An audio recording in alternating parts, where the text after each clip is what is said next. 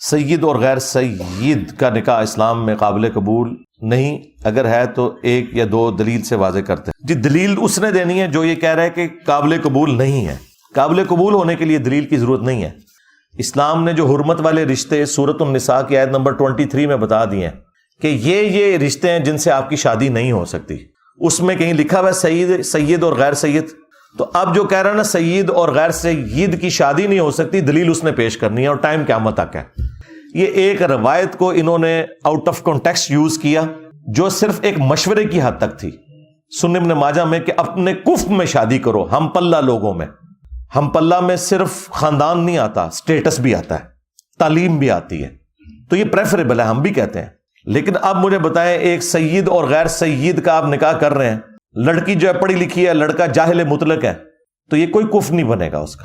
کفر تب بنے گا کہ جب وہ اس کا ہم پلہ ہوگا، سٹیٹس کے پوائنٹ آف ویو سے بھی، خواہ وہ غیر سیدی کیوں نہ ہو۔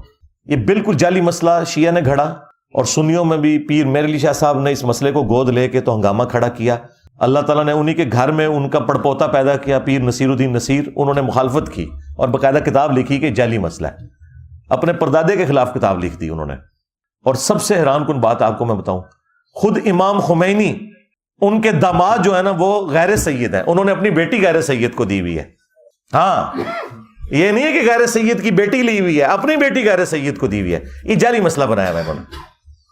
اگر ایک انسان اپنی فیملی میں سے کسی کو پسند کرتا اور شادی کرنا چاہتا ہو لیکن والدین کی رضامندی نہ ہو، تو کیا وہ انسان شادی کر سکتا ہے؟ جی ایک صورت میں کرے کہ شادی کر کے اپنی بیوی لے کے نہ تو اپنے ماں باپ کے شر سے اتنی دور لے جائے کہ ماں باپ کے سانس کی آواز بھی وہاں نہ آئے، اور اگر لا کے وہ ان بھیڑیوں کے سامنے اس بیوی کو پھینکنا ہے کہ تم تو پورا دن ڈیوٹی کرو اور وہ اس کو کاٹتے رہے تمہارے ماں باپ بیٹھ کے، تو لعنت ہے تمہارے اوپر اگر یہ کام کرتے ہو تو۔ اور ہوتا یہی ہے، کیونکہ وہ تو تمہاری قبر تک بغض نبھائیں گے تمہارے ماں باپ، تو یہ ظلم نہ کرو۔ بہتر ہے کہ سر سٹ کے نہ انہوں دی مرضی نال بیاہ کرو، اور اگر ان کی مرضی کے بغیر کرنا ہے پھر ماں باپ کے سامنے اپنی بیوی کو نہیں لے کے آنا۔ ہاں، یہ ظلم کرو گے، ایک بکری کو بھیڑیوں کے آگے ڈالو گے، کیونکہ وہ اپنے بیٹے کا غصہ بھی تمہاری بیوی پہ نکالیں گے۔ میت پر ماتم کرنا، زنجیر کرنا تو نبی علیہ السلام نے منع کیا ہے، اور مخالفین کی کتب میں بھی ہے۔ مولا علی سے روایت موجود ہے، تو پھر جواز کیسے ہے؟ بھئی جواز کیسے، میں نے بتا دیا، یہ تو ہم نے ہی آ کے بتایا نا، ان کو تو کوئی پتہ نہیں تھا، یہ تو ہم نے ہی آگے خود بات بتایا نا۔ جو سنیت کے ٹھیکیدار بنے ہوئے تھے وہ تو بس ایک زبانی کلامی اپنی کتابوں سے باتیں کرتے تھے، ہم نے یہ سارے دلائل رکھے ہیں نا کہ قرآن کی بھی تم تعریف کر رہے ہو، تو سنی تو کسی صورت نہ بولیں۔ جب سنیوں کے بچے کو یہ رٹایا گیا کہ ویسے کرنی نے اپنے دانت توڑ دیے تھے اور کیلا اترا تھا، تو یہی تو سب سے بڑی دلیل انہوں نے بنائی ہوئی ہے ماتم کرنے کی۔ ہاں، ویسے کرنی دانت توڑے تو جائز، شیعہ چھریاں مارے تو ناجائز، تو کام تو سنیوں نے بھی ڈالا ہوا تھا۔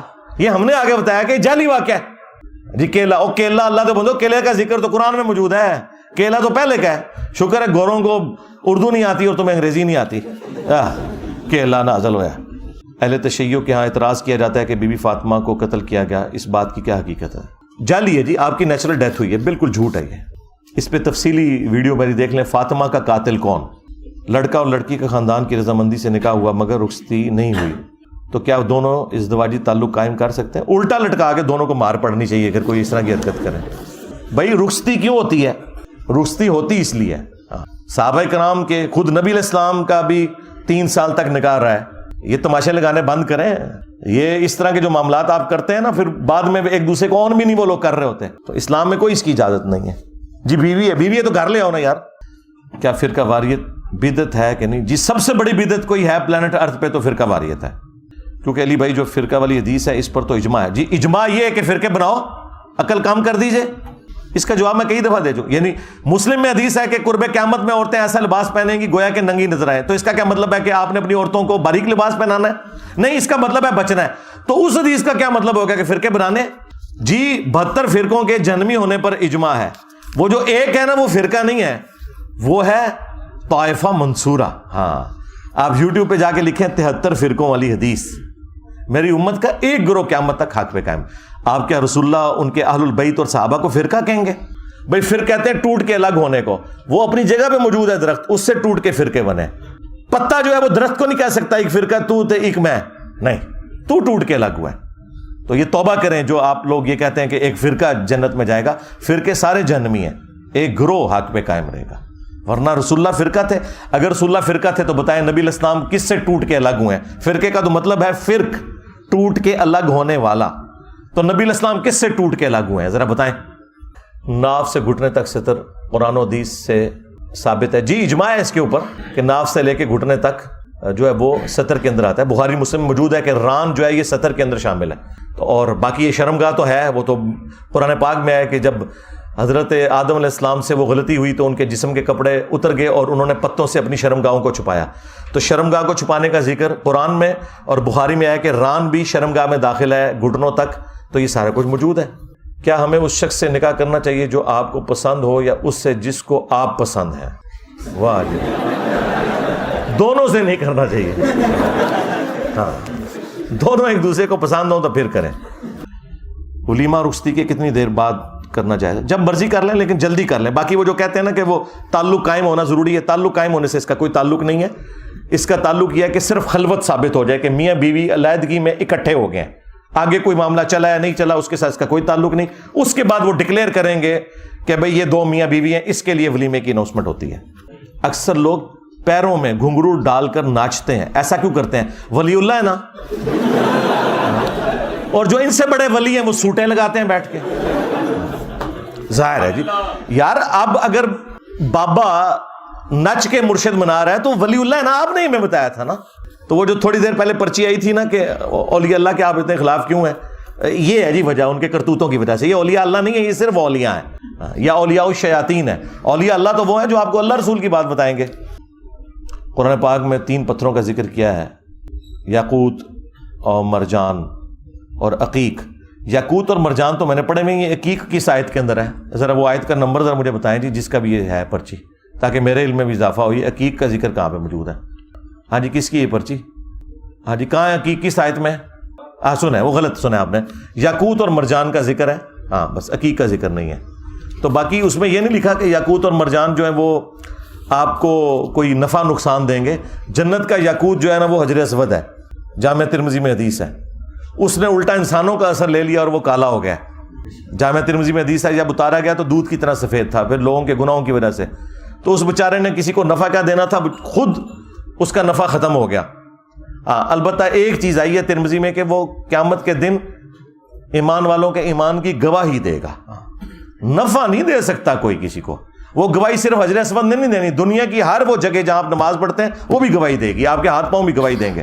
اسی لیے بخاری مسلم میں آیا کہ حضرت عمر فاروق رضی اللہ تعالیٰ عنہ نے جب حجر اسود کو چوما نا تو کہا کہ تو ایک پتھر ہی تو ہے، نہ کسی کو نفع دے سکتا ہے نہ نقصان.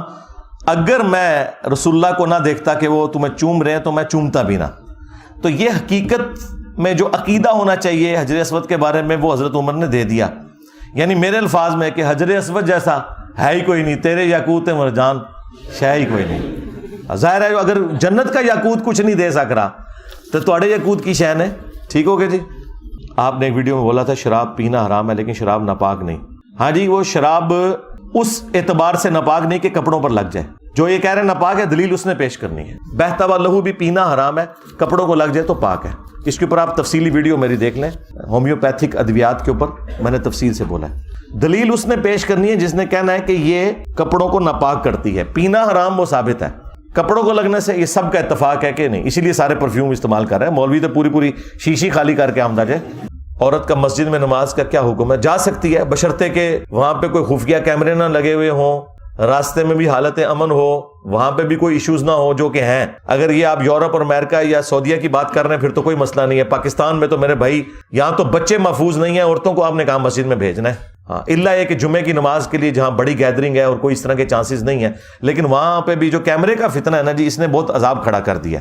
وہ CCTV کیمرے نہیں لگے ہونے چاہیے. انہوں نے تو سیکیورٹی کی نیت سے لگائے ہوں گے بہانہ کر کے انتظامیہ نے، اور مولوی سے اپنے مسئلے بھی کوئی حل کرتا ہوگا. سبحانک اللہم و بحمدک اشہد ان لا الہ الا انت استغفرک و اتوب الیک وما علینا الا البلاغ المبین. جزاکم اللہ خیرا.